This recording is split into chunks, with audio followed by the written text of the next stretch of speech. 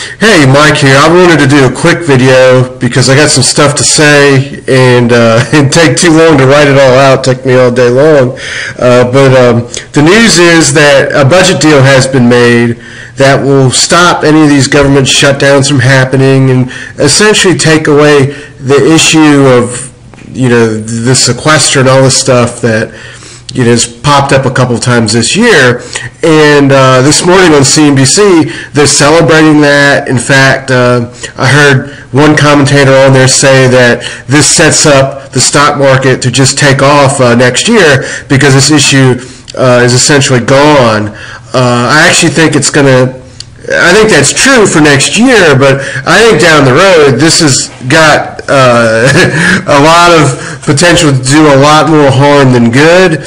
And I'm going to talk about the investment implications in a few minutes. But first, I want to tell you some of the nuts and bolts real quickly and why I think this budget is essentially a very vicious sellout among some of the party leaders in Congress.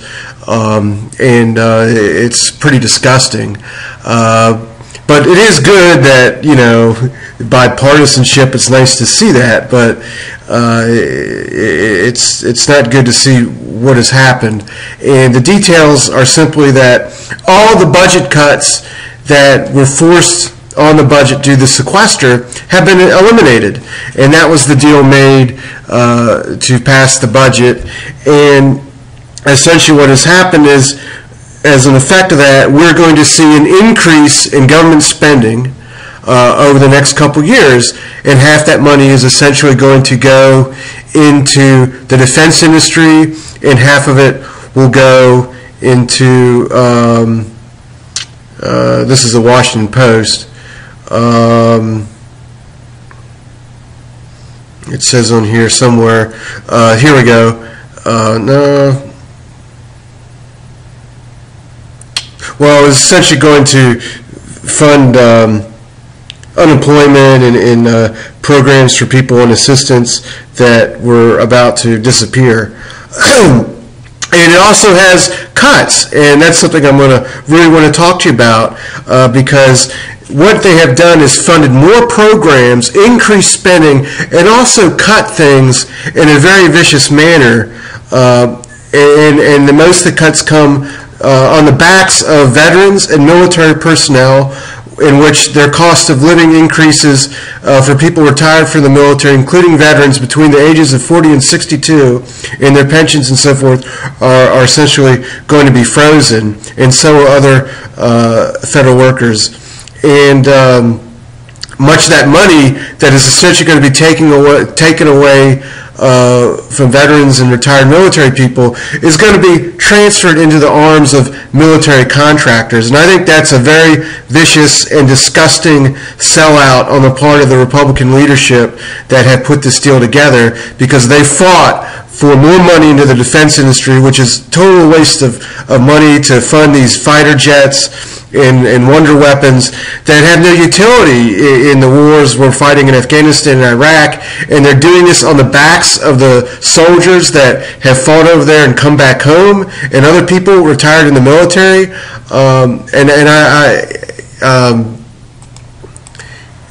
Here's an article about it, and they say this is just despicable. Of all the things that the federal government wastes money on, this is what they're focused on cutting: retired military personnel and their pensions.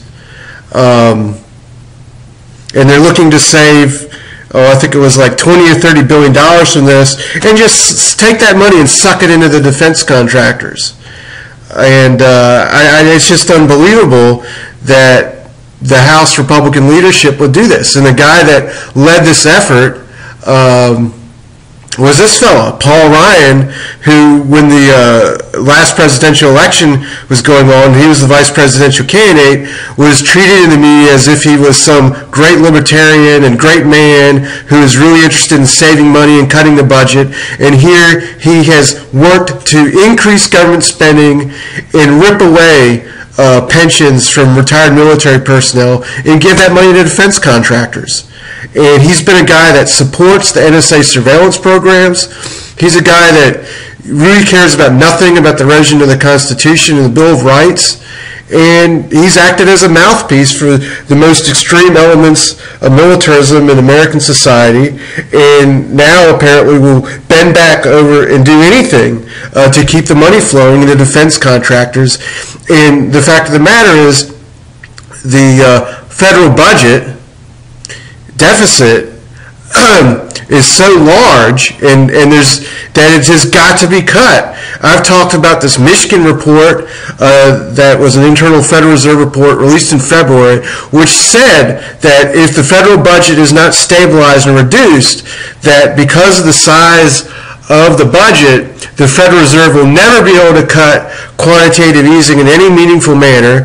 And in fact, if the budget is not decreased, that at some point in the next couple of years, quantitative easing will likely have to be increased, which will set the stage for an inflationary disaster.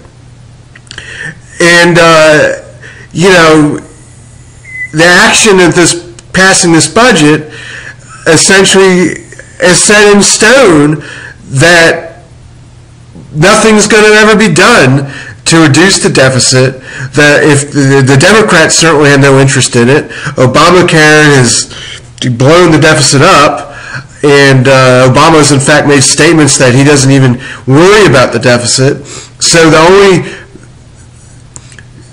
countervailing force was the Republican Party, and now this Paul Ryan and the other House leaders have gone ahead and increased the budget in order to keep the money flowing into their political donors, and I'll show you that in a second. But here you go. I mean, you just go to Google and hit images, and you can see all the charts, over hundreds of them, showing you how the revenues are just exploding, and this is a disaster. And this is our last hope that anything could be done about it. So what does this mean for investing in the stock market? Well, it means that one day this is all going to blow up, and we have to be on guard and aware for that. And I'm not saying that's going to happen tomorrow. I'm not trying to scare you. In fact, I think that the stock market is still bullish. It's still in a bull market, but down the road, within a couple years, the chickens are going to come home to roost. And in a few years from now, maybe 3 years, 4 years, 5 years, we're going to have to be on guard for another sort of financial fiscal disaster, something similar, a turmoil in the economy similar to what happened in 2008. The way I think of it, this is like 2004, 2005, where back then there was a real estate bubble, and no one was paying attention to it because the stock market was going up and people were making money, but you could see signs of it all over the country, bubbles in the real estate market and all over the place, in Miami and Vegas, if you traveled to those places, which I did. And now, we're seeing disastrous policies being enacted by Congress, by both parties. And after this budget deal, I don't think, anything is going to be done to reverse course. I think it's time to essentially, not expect that and just look after yourself and make the best decisions you can in an investment world. So you may, here's the thing, this quantitative easing thing is, half the money in this money printing operation every month is going to buy treasury bonds to finance the deficit, because there are not enough buyers around the world to do that. So the Federal Reserve is literally printing money out of thin air to fund this. And the only way they can stop doing that, they can theoretically trim it by $50 or $10 billion and reduce the amount of money they're using to buy mortgages off Wall Street banks, which is half of the quantitative easing money program, but they cannot reduce it entirely because it's being used to finance the federal deficit that the federal government has. And now the federal government and both parties of Congress have increased that. So they can't, it's a die is cast. Quantitative easing will never vanish and will never disappear.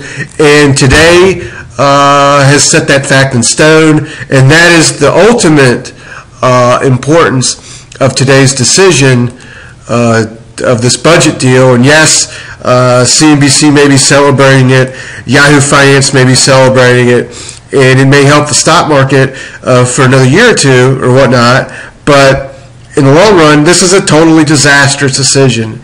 And if we would have seen the Republican Party leadership and stand up and say, look, we have serious problems with the fiscal path the United States is taking, and we need to make serious cuts. And look, we as a party are willing to cut our pet programs. If you'll cut yours, then maybe something good could have come out. But no, that did not happen. Instead, people like this Paul Ryan, they wanted to increase the amount of money going to the defense industry because those are the people that fund them.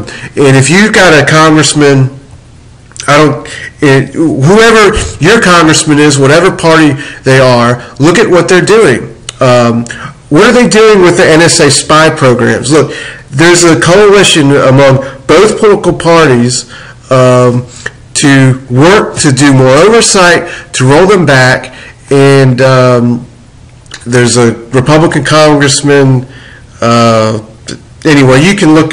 His mind slips me. His name slips my mind, but he introduced legislation to do that several months ago, and half the people in both parties voted for it, half voted against it.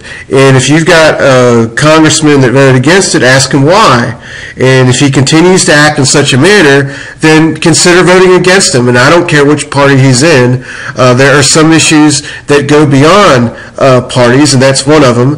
And watch how they handle issues like spending and the deficit, and don't look at just what they say or what images they put around them, but look at what they do. For example, look at Paul Ryan here. He wraps himself around the American flag.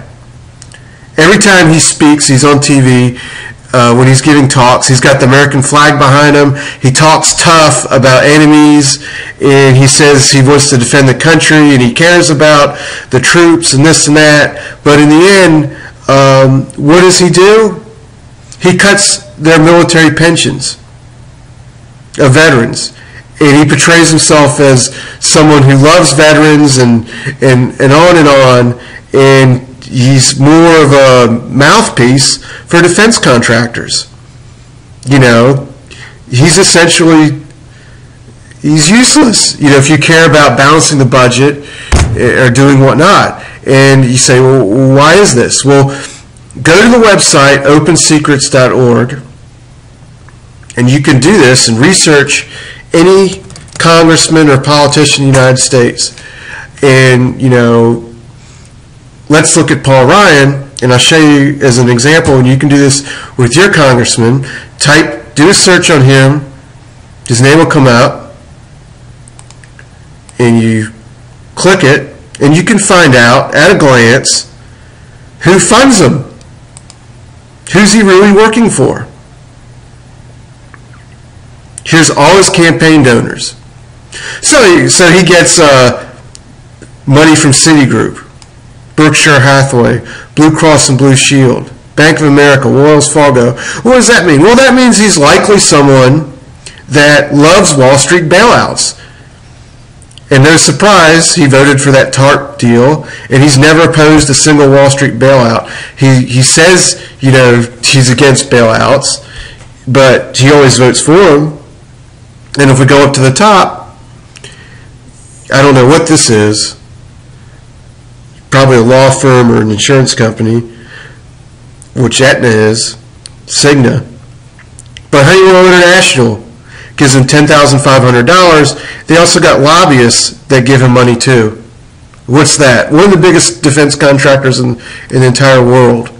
And they're one of his biggest campaign donors. So is Northrop Grumman. So no surprise, You know, I don't see the VFW giving him money, or some group of soldiers. The defense contractors do. So what does he do? He works for them, and he sells out the troops. He sells out retired military personnel. He slashes their pensions, and he calls himself, you know, when there's Veterans Day or any other national holiday, he's going to wrap himself in front of the American flag, link himself to veterans, and today he essentially sells them out. And so does so do both political parties. But it's a vicious thing to do, you know. These are people that served their country, that fought in wars, and it shows you, you know, what is really going on. When they talk tough on defense, they talk about defending the country, it's all about trying to keep the money flowing to these defense contractors, and not really about the veterans. Anyway, I'm ranting on and on and on. The point is that we got to think about ourselves. You know, the budget, it's a defeat. I take this as a defeat because I wanted to see something done to stop this runaway spending that both political parties are engaging in. And I know I'm being hard on Paul Ryan and the Republicans today, but that's because that they're supposed to be the party of fiscal responsibility. They're supposed to be the restraining force on government spending, and they're not doing that. And you can go and you can type in the names of, you know, congressmen and so forth and see who they really work for and find out why. And that's what's going on. So that's my rant for today. Again, I don't want to scare you out of the stock market. I'm still bullish on the stock market. I still think we're in a bull market that's going to last for several more years. And we're also in a global bull market now. And that means that I think really we're going into the 5th year for the bull market in the United States. But there's new bull markets in other countries, ones that are a year old, ones that are just a few months old, some that are poised to start next year. So I think these early bird bull markets have more upside, and that's where the money's to be made. That's what I'm investing in, and so forth. So I think there's a lot of money to be made next couple years, but after that, because of this news, I think the die is now set that we're going to see another huge bear market before the end of this decade. And it's because of the news today. This was basically our last chance to see something done about the runaway government spending, the bubble in the bond market, and we've been sold out to give money to defense contractors by the Republican Party leadership.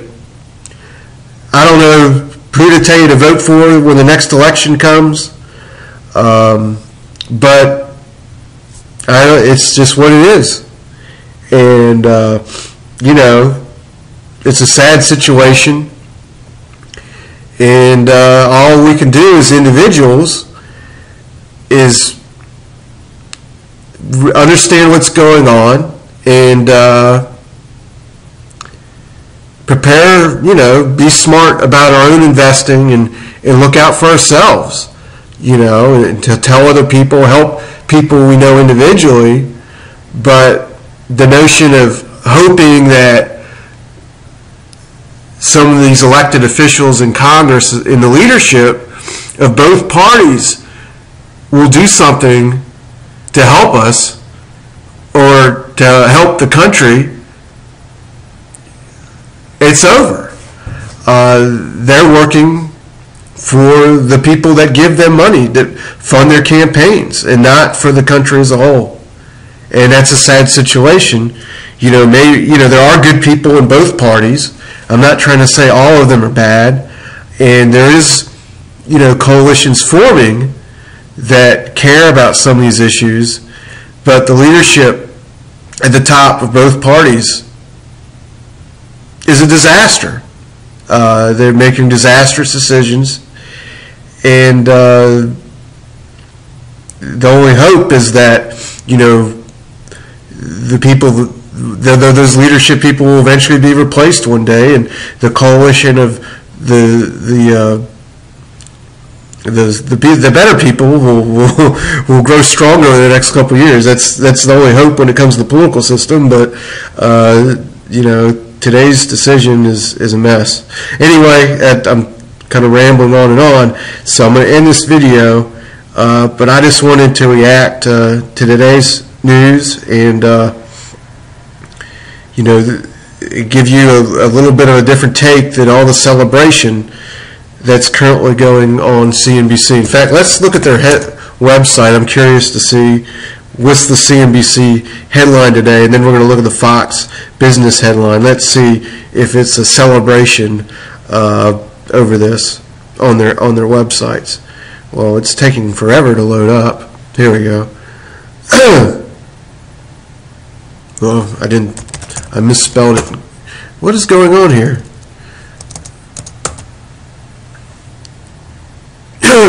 Got to some spam site. Well, Obama what in the world? They've changed their website, it looks like.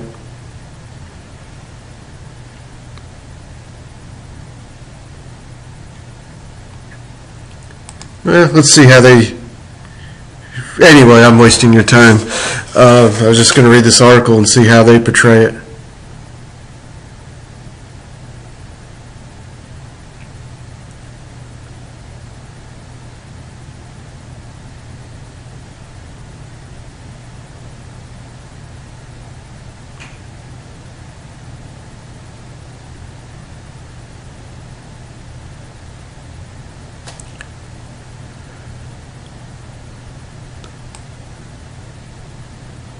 The framework would set spending levels above the $960 million cap established by the sequester.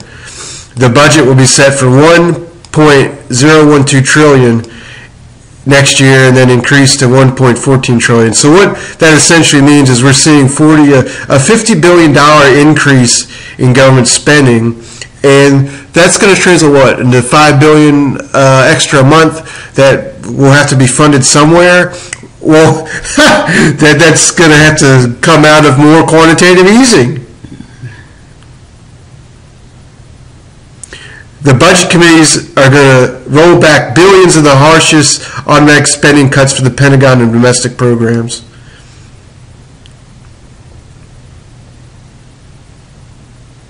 Oh, I didn't talk about, so they're essentially funding new programs by freezing pensions on the veterans and retired military personnel, and they are going to find new ways to increase taxes on all of us, which includes $12.6 billion higher security fees for airline passengers, $8 billion in higher premiums for insurance, $6 billion in reduced payments to student loan collectors, and so essentially, if you travel, if you fly, you're going to pay more for your plane tickets, and you're going to get, if you are a government worker, you got more, your insurance costs are going to skyrocket.